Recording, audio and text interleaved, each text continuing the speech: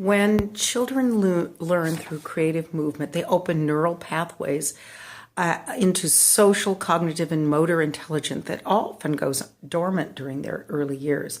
I've seen evidence of students learning to work together as an ensemble and going through all the typical phases of a group: forming, dying, being reborn.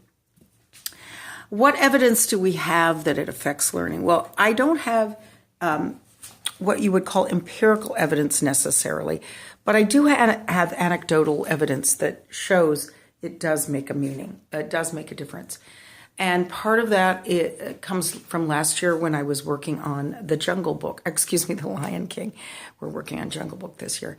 One of my students who's an English language learner from a big family with not many resources and who will be a child at risk if he continues on the path he's on right now, in terms of missing school and not doing as well as he could, was in my cast. And it was a big thing for him because he doesn't do after school and he doesn't have any extra activities, sports or anything. He just takes the bus home.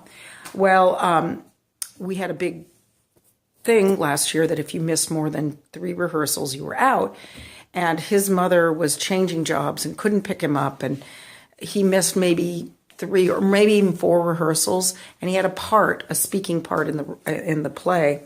And I remember just thinking, he's so good. He's really got a quality, and I really want to see this nurtured along.